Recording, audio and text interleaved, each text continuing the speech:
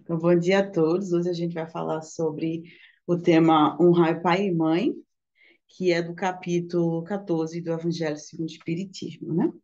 O tema do capítulo 14. E eu vou começar com a primeira parte aqui, que é do Decálogo, do livro Êxodo 20 e 21.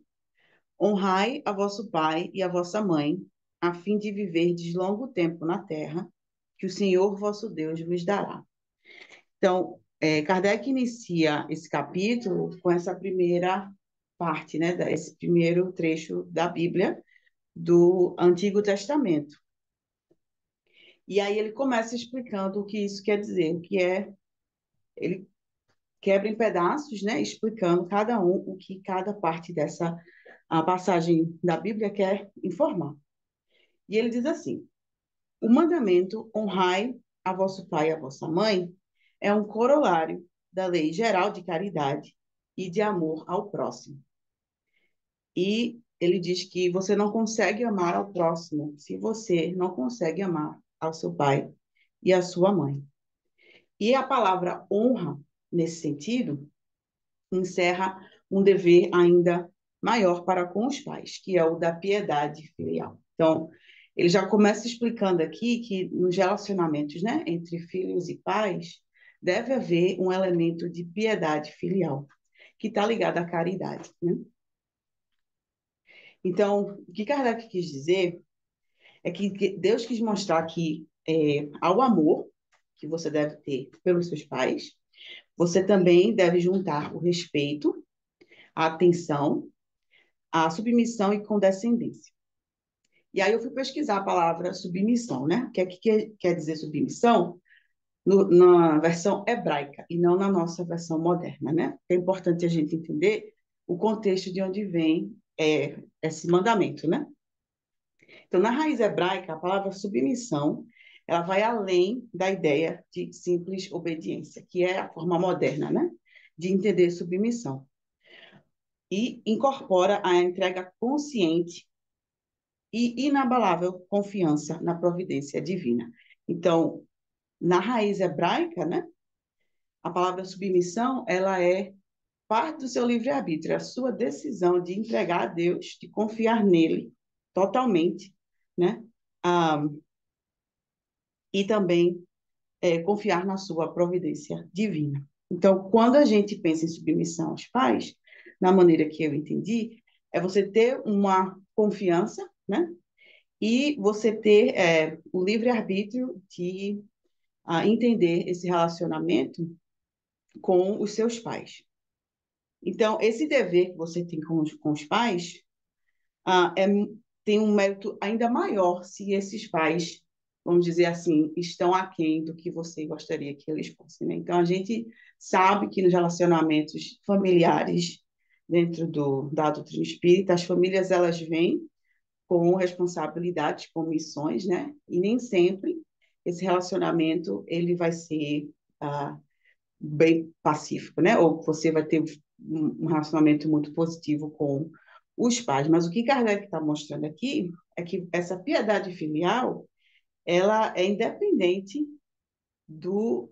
vamos dizer assim, dos desafios que você possa acabar tendo com os seus pais, né? Essa piedade, essa caridade que você vai ter com eles, se você já deve ter com o próximo, que é uma pessoa fora da sua casa, imagina com quem está dentro da sua casa, né? É algo redobrado. Então, é algo que ele está querendo mostrar que, mesmo que ele bota assim, quanto menos obrigatório é o devotamento para com eles, maior é o mérito em ter esse devotamento, né?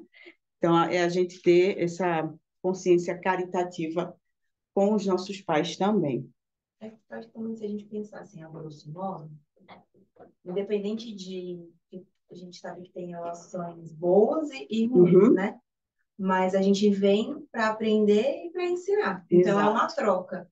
E aí Uhum, que a gente olhando assim, eles cuidam da gente quando a gente é pequeno. uhum, E aí eu acho que durante a nossa vida a gente vai fazendo essa troca né, de aprender e ensinar, porque a gente sabe que as crianças elas vêm evoluindo cada vez mais, então é sempre uma evolução a mais do que aquela que já tem, né? Então a gente vai Uhum. vai aprendendo com as crianças também, não é só ensinando, então é uma Isso, troca de fato. E aí, quando eles ficam mais idosos, a gente acaba que cuida deles, né? Igual eles fizeram com a gente quando a gente nasceu. Então, eu acho que é uma é um ciclo isso, muito perfeito da vida, né? E isso. aí, independente das relações boas ou ruins, a gente deveria olhar com esse olhar de o porquê, né? Se eu Uhum. não gosto, por quê? Porque alguma coisa eu tenho que aprender com isso, Isso, ou eu tenho que ensinar também. Então, exato. Exatamente.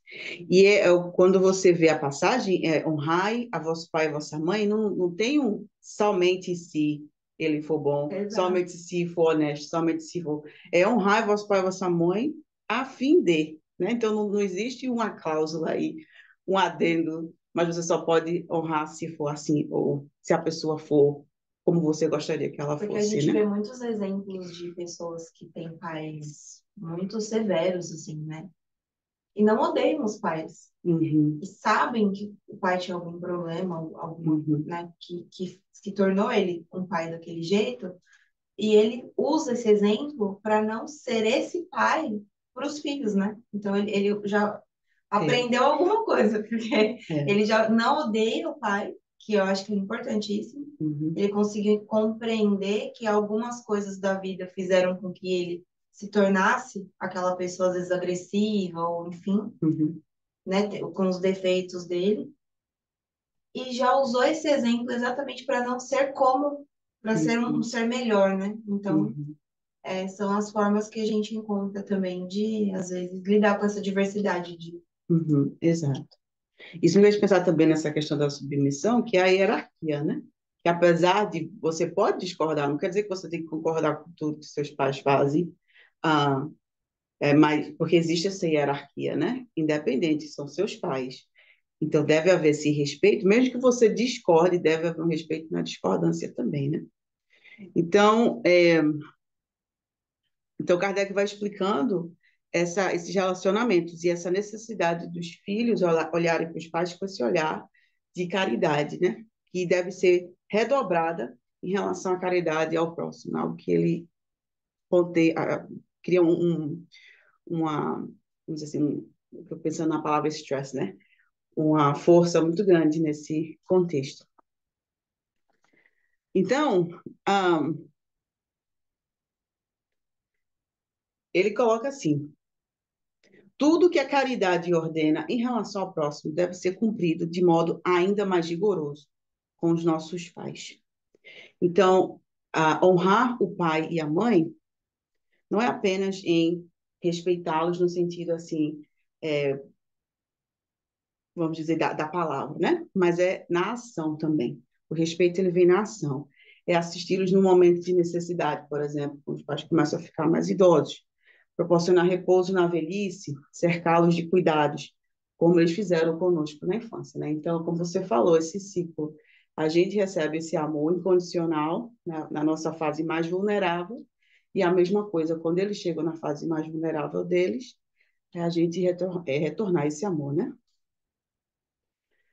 É,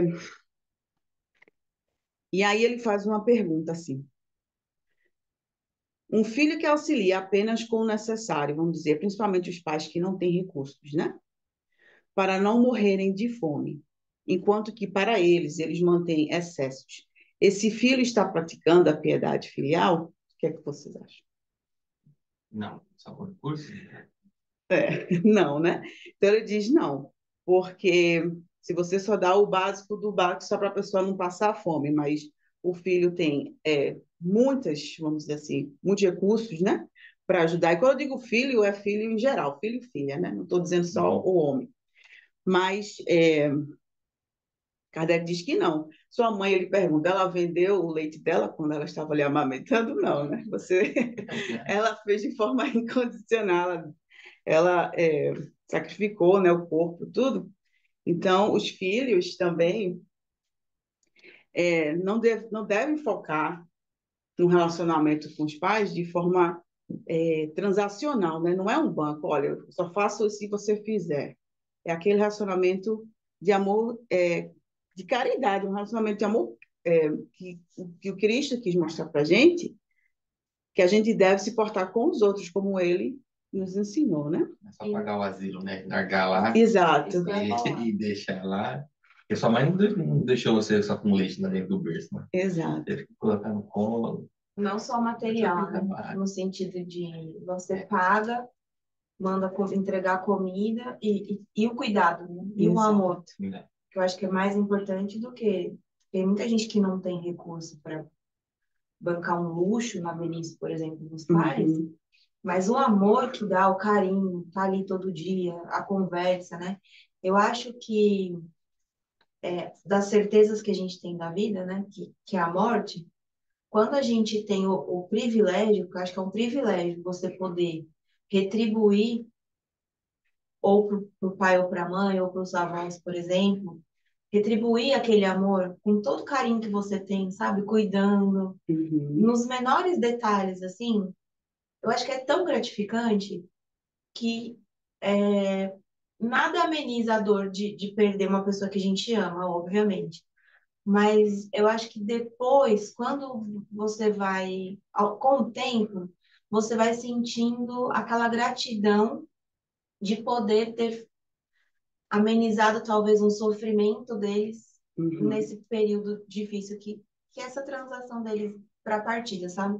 Então eu acho que não existe dinheiro nenhum que pague essa Exato. sensação de você conseguir estar perto, às vezes alimentar, às vezes ficar junto, cantar Isso. uma música, sabe assim, coisas simples mesmo, Não, até te assim. perguntar como está, igual, tipo assim, eu acho que o cuidado não é só você estar junto também, pode ser se preocupar. Pode ser longe, mas você está se preocupando, Mas é o é cuidado, o né? Não cuidado. é porque tá ali fisicamente, mas às vezes você Uhum. liga, né? Você fala toda hora, você pergunta como tá, você se preocupa de fato com o bem-estar, né? E Uhum, não só em manter ali uma comida, alguma coisa material. uhum, Mas isso só exato. serve para os pais, não para os sogros, sogra, né? Não, serve para todo mundo. Exatamente. Quando o caso é um só, então significa que os sogros só se tornam pais e mães. E tem essa questão também, né? Se Deus deu a você a oportunidade de ter mais recursos, né? Primeiro que esse dinheiro não é seu, porque o seu corpo também é um empréstimo, tudo é empréstimo aqui, né? Então, é o que a gente tem que pensar. E eu escutei alguém falando, uma pessoa que tem muito dinheiro, falando assim: eu estou administrando dinheiro que não é meu, Deus me deu esse dinheiro para administrar enquanto eu estou vivo. Mas eu estava ouvindo alguém aqui agora e falou, ué, gente, Muito alguém rico. me diz, eu falei, alguém está soprando. E eu achei interessante, eles realmente, porque você vai embora, você não vai levar a conta do banco, não vai levar, né? Então, é pensar que se Deus está me dando uma chance de ter uma vida mais abastada, e eu tenho um pai e uma mãe que estão passando por dificuldade, por que que eu vou deixar eles passarem por dificuldade? Porque o dinheiro é meu, tenho certeza que é seu, porque pode ser hoje, né? A gente não sabe o dia de amanhã. Então, a história está aí para mostrar. Quando teve a queda da Bolsa em 29, milionários perderam tudo do dia para a noite. E aí, que agora? O que é que faz, né? Então, a gente nunca sabe o que pode ser o dia de amanhã. Então, é, esse tratamento recíproco, né? E saber que se eu tenho é porque Deus está me dando algo, não somente para o meu benefício, obviamente que você tendo, ótimo, né? Mas se você tem pais que estão com necessidade, com certeza, ajudá-los da melhor maneira que você puder. E é o que o Kardec diz, você ajuda dentro das suas condições, você não vai, né, tentar dar o que você não pode. Então, é, ele diz assim, devem oferecer, na medida que puderem, os pequenos nadas supérfluos. Eu achei interessante essa frase dele, porque ele está dizendo assim, não é só dar o necessário, é também dar os nada supérfluos, ou seja, os excessos que você puder dar, ter, né? Que você puder oferecer, que não é somente o, o café da manhã, o almoço e a janta, mas e os nadas supérfluos, né? Os cuidados amáveis. E ele diz que aquele que trata os seus pais com ingratidão também vai receber ingratidão na vida, né? E suas ações terão consequências, talvez já nessa encarnação, mas com certeza em próximas, porque o que a gente dá, a gente recebe, né? Então, se você está maltratando as pessoas que deram a você a oportunidade de reencarnar, que deram a você, que aceitaram, né, você nessa encarnação, o que pode acontecer é o semelhante com você, né? Quando você for aceitar alguém numa encarnação, de repente, você vai ser maltratado também, porque você está fazendo sofrer pessoas que participaram de um processo muito importante para que você pudesse evoluir, né? Pagando seus débitos, né? Eu acho que Ah, nem é. precisa de uma próxima encarnação. Eu acho que muitas coisas acontecem na Isso, própria, né? Você vê, assim, muita gente que fez muita coisa e aí ao longo da vida, assim, lá no final, vão acontecendo coisas que você fala, caramba, olha, assim, não é... Pode falar assim, como é que fala? Bem feito, né? Mas você vê que são ações, né? Que a pessoa fez e que agora tá... causa e acabam efeito, causa e né? efeito. Isso, e já pode acontecer na mesma encarnação. Então, ele diz assim: e se os pais não fazem pelos filhos o que deveriam, né? Que é aquela relação do, ah, dos filhos que olham para os pais e dizem, poxa, ele não foi, ou ela não foi a mãe ou o pai que eu queria que fosse, né? E ele confirma, realmente, existem alguns casos em que pais se descuidam dos seus deveres e não são para os filhos o que deveriam ser.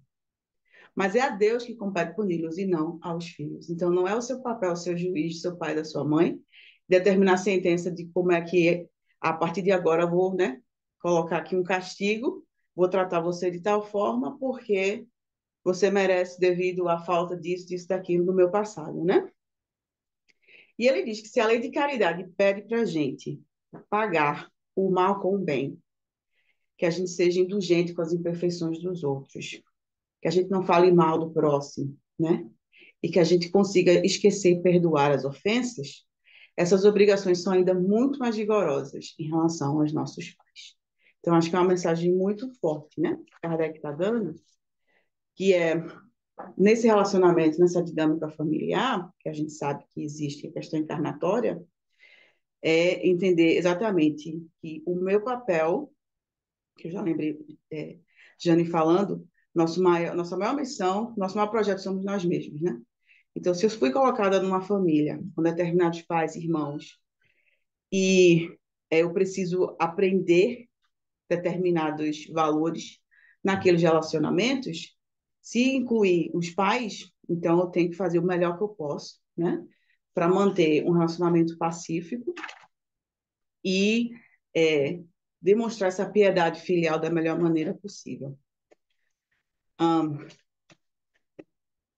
Então, ele diz assim: os filhos devem tomar como preceito de conduta todos os preceitos de Jesus em relação ao próximo. Então, é um convite, vamos dizer assim, bem forte, né? Para que a gente pense direitinho sobre, dentro do nosso lar, como é que nós nos portamos em relação aos nossos pais, né?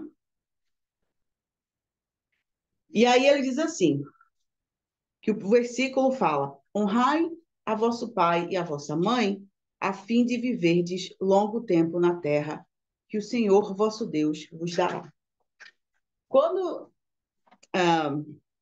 esse versículo da Bíblia foi escrito, Kardec explica, Deus está prometendo, nesse caso, a terra, né? A recompensa na terra, se você tratar os seus pais, se você honrar os seus pais. E Kardec diz que quando essa mensagem chegou para os hebreus eles não tinham a menor noção do que era a vida após a morte. Então, o entendimento deles de espiritual era muito limitado, né? Então, Deus, essa mensagem divina que chegou para os hebreus, chegou dentro do que eles podiam entender. Então, se eles não entendiam vida após a morte, se eles não entendiam o que acontece após a morte, não tem como uma mensagem vir para pessoas, né? Deus, na sua inteligência suprema, não iria passar uma mensagem que eles não iriam captar. Então, ele falou dentro do contexto dos hebreus, como crianças que eles eram, né, crianças espirituais que precisavam de mais, vamos dizer, entendimento mais simplificado. Ele explicou que os hebreus iriam receber aquilo que eles esperavam, que era a terra prometida, né? Basicamente, a região de onde eles tinham sido exilados no tempo, nos tempos antigos e que gostariam de voltar, né? Porque tem toda aquela questão do êxodo, foi justamente quando eles foram para o Egito, e aí teve a tentativa de voltar, né? E eventualmente viraram os judeus.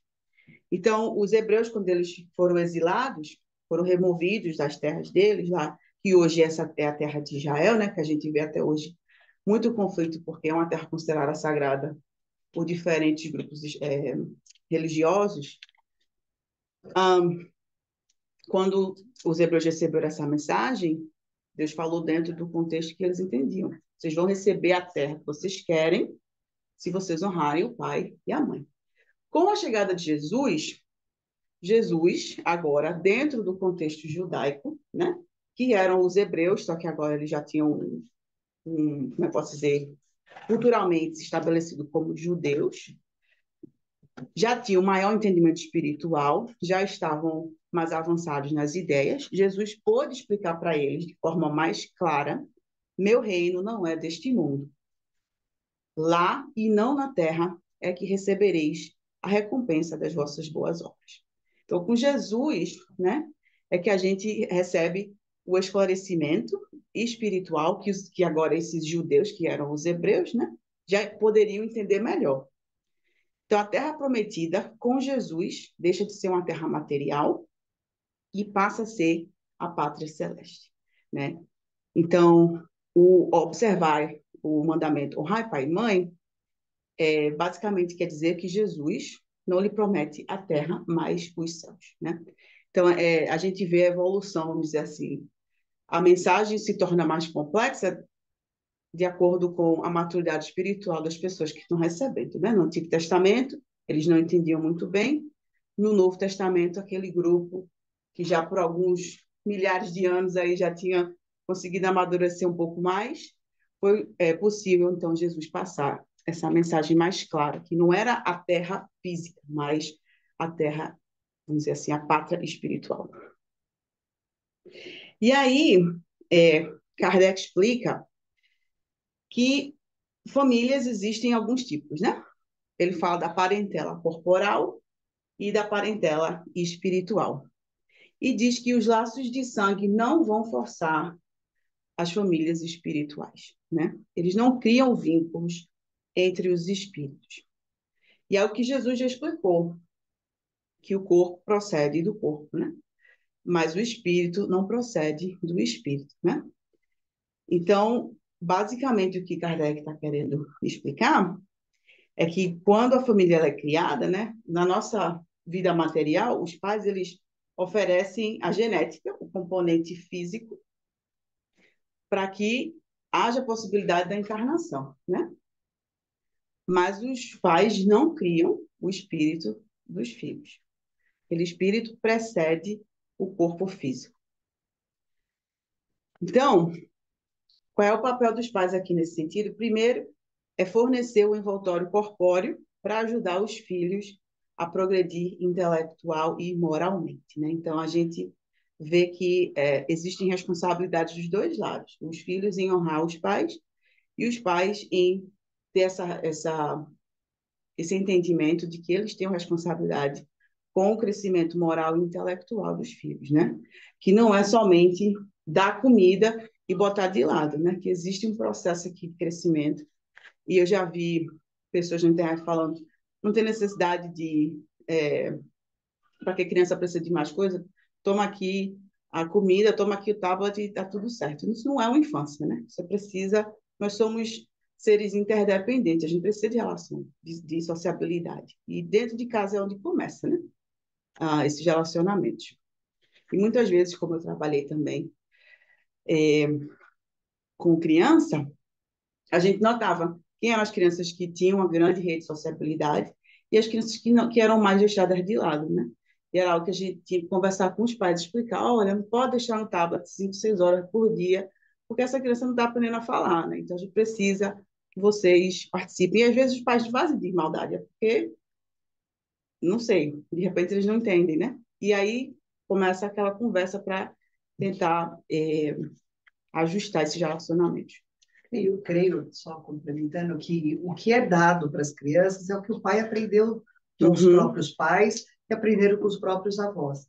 Então, antigamente não tinha, né, essa questão de informática, então a gente tentava criar de uma forma diferente, né? Hoje em dia é muito fácil as pessoas darem, né, a informática, o telefone, por quê? Porque tirar essa responsabilidade da a qualidade de atenção para eles. Então é muito difícil. Eu vejo pelos meus netos, né? Hoje eu não estou próxima, mas eu vejo o quanto é importante nessa primeira infância. Então, se a gente não deu, cometeu alguma falha, a gente fez da melhor forma, porque é o que nós aprendemos, né? Eles não vêm igual um remédio com uma bula falando, olha, você vai ter que fazer, porque cada filho é igual o dedo da mão, né? É de uma forma, de uma necessidade diária. Então, eu acho que, eu até coloquei no chat, que a gente nunca poderíamos julgar um pai e uma mãe, independente do que eles foram, e nunca excluí-los, porque eles fizeram por alguma razão a maneira como fizeram, e não nasce sabendo o que é pai. Então, se ele não recebeu o amor dos pais, não recebeu nada, como é que vai ser um pai, né, numa família? Creio eu, né? E é essa questão de, em termos sociais, a gente não aprende, a gente aprende na escola um monte de coisa, né? Mas a gente não aprende a como lidar com o outro, a gente não aprende como criar uma família, por exemplo. A gente aprende dentro de casa, né? Cada família vai ter sua cultura. Exato. E aí é algo também que Kardec explica que dentro do Espiritismo nós temos condições de aprender melhor sobre como se relacionar com os outros, obviamente, porque a gente vai entendendo que todo mundo tem falhas, né? Todos nós viemos com desafios e com bons, vamos dizer assim, detalhes, vamos dizer, sobre a nossa personalidade, mas que a gente precisa ter essa consciência da constante caridade com o próximo, principalmente com os que estão dentro de casa, né? E aí, e essa responsabilidade no relacionamento. Então, ele coloca, né, em relação a essa parentela corporal e espiritual, que muitas vezes os espíritos que encarnam na família são espíritos simpáticos, né, que eles, já vinculados de muitas encarnações, esses espíritos, eles se unem na família e vêm para para manter um relacionamento positivo, para se ajudar, né, no seu crescimento. Mas também existem os casos em que os espíritos que encarnam nas famílias são afastados entre si por antipatias que vêm também de processos de vida, de experiências de encarnações anteriores. E esses antagonismos servem de provação para esses espíritos, né? Para os espíritos desenvolvidos nessa dificuldade relacional. E ele diz que os verdadeiros laços de família não são os laços de sangue. Então, não é o sangue que determina a família, né? Que em inglês tem uma expressão que acho que é blood is thicker than water, alguma coisa assim, que o sangue ele é mais forte do que a água. Eu não sei se é água, mas ele compara o sangue com alguma coisa. E não é verdade, né? O que Kardec está dizendo é o oposto, que não é o sangue, mas o vínculo que você vai ter com espíritos afins, que pensam de maneira semelhante, que compartilham de valores semelhantes. Geralmente, essa é a sua família, né? E aí ele coloca que existem, portanto, duas espécies de família, pelos laços espirituais e pelos laços corporais. As primeiras são as famílias que são duráveis, que elas vão se perpetuando independente das encarnações. Então, por exemplo, se você veio na sua família, tem alguém na sua família que você se sente muito próximo, né? Que você vê ali, poxa, a gente tem um relacionamento ótimo, provavelmente são relacionamentos que não começaram nessa encarnação, né? São espíritos afins, ou espíritos que você diz, meu Deus, me dê paciência, Senhor, que provavelmente é o oposto, né? Aquela pessoa ali é uma oportunidade para você crescer e vice-versa, né? Para vocês tentarem, da melhor maneira, dentro das possibilidades, reconstruírem um relacionamento que talvez foi mal construído em vidas anteriores, né? E aí ele explica que as famílias de laços corporais são frágeis como a matéria e podem se extinguir com o tempo. E aí o que é que eu pensei nisso? E pergunta para vocês também, que é pergunta minha. Então, pelos laços espirituais, eu entendo que os espíritos antagônicos também são pelos laços espirituais, né? Porque você está vinculado àquela pessoa de forma negativa, mas está, né? E precisa ser resolvido. Pelos laços corporais, eu fico pensando, por exemplo, em famílias onde você não sente conexão nem antipatia. Simplesmente é uma pessoa que você não sente falta porque não é um relacionamento muito forte. Ou, por exemplo, a gente vê essas celebridades que casam 15, 20 vezes, provavelmente são laços corporais, né? Existe um interesse mais financeiro ou físico do que espiritual e acaba se dissolvendo, né? São espíritos que não estão ali para se unir pelo livre-arbítrio. Se casam, ou, enfim, tentam construir família, mas não dura. Nossa, tem casamento aí que dura um mês, 2 semanas. Então você vê que não são laços corporais, muito provavelmente, né? Porque Kardec está dizendo que são frágeis como a matéria e se extinguem com o tempo. Não sei se é isso, mas é o que eu entendi. Se vocês tiverem a complementar. E, então, eu acho que é um capítulo muito importante para a gente pensar sobre a nossa primeira comunidade, que é a família, né? A gente aprende dentro de casa a maneira como, eventualmente, a gente vai se comportar fora dela, né? E a gente está vendo no mundo que, porque dentro de casa está se deteriorando, os relacionamentos sociais também estão se deteriorando, né? É cada vez mais difícil. Então, algo a se pensar. É muito importante esse capítulo, que a família ela é muito importante, né? E a gente está vivendo num momento de materialismo excessivo, onde a família está perdendo socialmente, está se dando desculpas para dizer que ela não é necessária, né? Que eu posso viver de forma individual e viver somente para mim e está tudo certo. E não é assim que funciona, né? A gente não está aqui somente para usufruir de bens materiais, nós somos seres espirituais, né? E aí, Santo Agostinho, no finalzinho do capítulo, traz uma mensagem sobre a família, né? E sobre esse relacionamento com os pais. Ele coloca assim, que a produção do corpo físico é parte de grande papel da humanidade, pois que a alma que nele encarna vem para progredir, né? Então, Santo Agostinho ele traz uma mensagem muito importante, que a missão da humanidade é a gente aprender com o próximo. E a gente só consegue aprender com o próximo se a gente der a oportunidade do próximo encarnar. Então, se a gente não der essa oportunidade, como é que eu vou aprender com o próximo, né? Então, a nossa grande missão como crescimento espiritual são esses relacionamentos. E ele coloca, o dever dos pais é colocar todo o seu amor em aproximar os seus filhos de Deus, né? Então, como missão, os pais precisam aproximar os filhos de Deus, ensinar a criança que ela é um ser espiritual, né? Dentro da religião que ela vem, né? Na cultura que ela nasceu. É uma missão que é confiada aos pais, já que os cuidados e educação que são dados aos filhos vão auxiliar esse filho ou filha, né? No seu aperfeiçoamento e numa mais fácil, vamos dizer, num progresso mais fácil para aquele espírito, né? Se você dá a ele a, a base, e tem na Bíblia, né? Se você colocar o filho no caminho de Deus, ele não se desviará dele, né?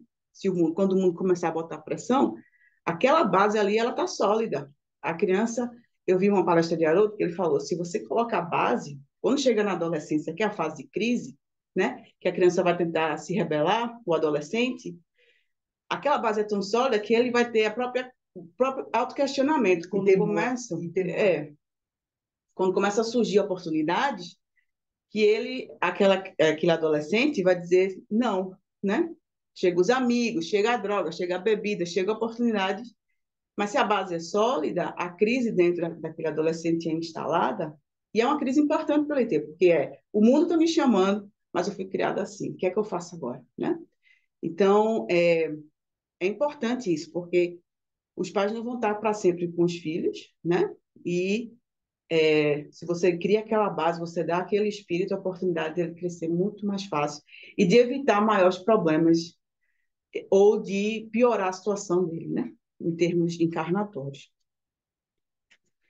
E aí, Santo Agostinho diz: no processo desencarnatório, vai ser perguntado aos pais o que fizeste do filho confiado à sua guarda, né? Então, o que foi que você fez da criança que eu coloquei para você cuidar? Se por sua responsabilidade esse filho continuou atrasado, o seu castigo vai ser vê-lo entre os espíritos sofredores, quando dependia de você que ele fosse um espírito mais ditoso, né? Então, assim, não vai ser que Deus vai castigar você. A consequência disso é você vai ver os seus filhos sofrendo porque você não fez o papel ou você não fez tudo que podia para ajudar. E a mesma coisa é se você fez tudo que podia para ajudar e ainda assim o filho, né, decidiu tomar um caminho errado, então não é sua responsabilidade. Você fez o que podia. O livre-arbítrio foi do filho, né? E aí ele coloca, é, esses pais então vão pedir para reparar a falta e voltar em outra encarnação para proporcionar ao espírito melhores cuidados, né? É quando a gente vê aí a tentativa agora em outra encarnação de talvez trazer esse espírito de volta, a retirar alguns desses vícios, né, que foram criados. E aí ele explica que a tarefa não é tão difícil quanto possa parecer, porque ela não exige o saber do mundo. Então, você não precisa ter um diploma para ser pai e mãe, né? Não é somente, olha, você só tem todos esses critérios aqui, senão você não pode ser pai e mãe. Todas as pessoas, né? Independente se forem pobres ou ricas, elas podem ter a oportunidade de desempenhar o papel de pai e mãe. E o Espiritismo ele vai facilitar esse desempenho, porque ele vai dar aos pais, né, o conhecimento espiritual da responsabilidade que eles têm e das imperfeições da alma humana. E ele coloca que a criança, desde pequena, ela vai manifestar tendências, provavelmente de encarnações anteriores, né? Então, essa criança ela vai manifestar egoísmo, ela vai manifestar violência, né? E a gente vê isso com crianças, a gente, quando convive muito com crianças, você vai vendo quais são os instintos que aparecem, né? E você não pode, como pai ou mãe, ignorar. Pelo contrário, o que Santo Agostinho diz é: os pais devem perceber com muito cuidado quais são esses instintos e fazer de tudo para removê-los. Todos os males se originam do egoísmo e do orgulho. Então, assim que os pais notarem indícios, é como se fosse uma erva daninha, né? Você não vai deixar ela crescer e tomar conta das flores, você vai cortar. Então, você corta. Assim que você perceber os inícios, os primeiros indícios dos vícios que são relacionados ao orgulho, né? Que tudo que vem do orgulho e do egoísmo. E devem combatê-los sem esperar que tomem raízes profundas, né? Que infelizmente a gente vê, como você falou, pais que não aprenderam ou viram como os pais, né, criaram, aí tenta criar parecido ou tenta fazer de uma forma diferente, não sei, mas tenta ignorar, por exemplo, é pequenininho, não tem problema, né? Porque é pequenininho pode.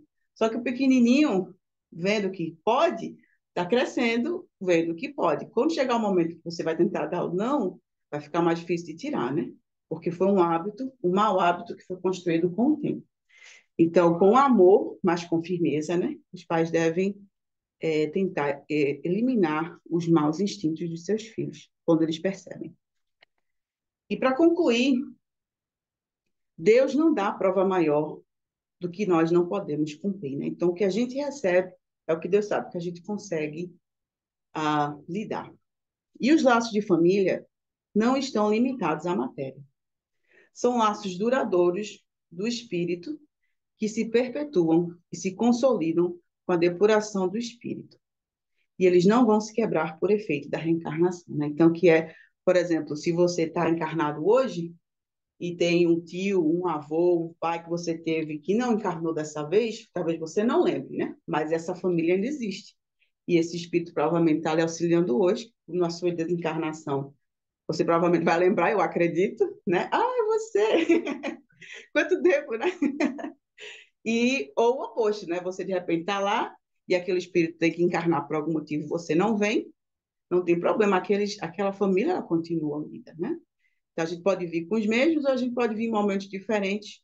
Esses laços, eles não se quebram, né? Que eu acho que também é um consolo para para muitas famílias que perdem, né, entes queridos e acham que porque fulano não fez coisa boa, eu nunca mais vou vê-lo porque eu vou para um lugar bom e fulano não vai. Não é assim, né? Deus dá oportunidade para todos. E a família, ela se mantém durante a eternidade aí do nosso crescimento espiritual. E é isso. Obrigada, pessoal. Obrigada.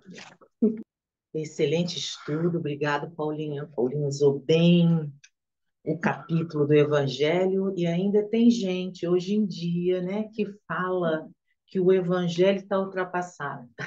E Emmanuel responde, né, a pergunta de Chico, quando só vai estar ultrapassado quando todos os seres viventes no planeta estejam exemplificando o que está escrito. Então, vocês acham aí quanto tempo? Imagina, né? Então, é a conduta, é um livro de conduta moral que nós temos que esmiuçar e absorver, porque o nosso nível espiritual não está ainda assim capacitado de entender tudo e exemplificar tudo. A gente vai exemplificar uma coisinha ou outra e olhem lá. Não tem como estar ultrapassado se a gente, desde aquela época, ainda não conseguiu aprender. Exatamente. Então, assim, excelente. Obrigado, Paulinha. É um capítulo cheio, né? Usou bem do começo ao fim. E é muito importante a gente valorizar esse estudo, porque, assim, aqui nós somos uma célula, né? Mas uma célula que vai para vários lugares, e principalmente espiritual também, que tem alunos aqui que estão assistindo, que às vezes desencarnam, nunca ouviram falar, estão ouvindo falar pela primeira vez agora, nesse momento aqui na outra dimensão. Então, tudo é muito importante, muito, muito assim, sábio, né? As palavras. E os santos da Igreja Católica participando da codificação espírita, isso é maravilhoso. Isso é um exemplo também para essas discussões, essas brigas religiosas que tem no mundo, né? A gente tem vários espíritos de luz que podem estar em qualquer religião, e Kardec e Jesus, o Espírito da Verdade, muito sábio, colocaram ali já para os observadores irem vendo um livro espírita de conduta com santos católicos aí dando a sua colaboração e a sua orientação. Uma bênção, um tesouro e uma grande luz em nossas vidas, né?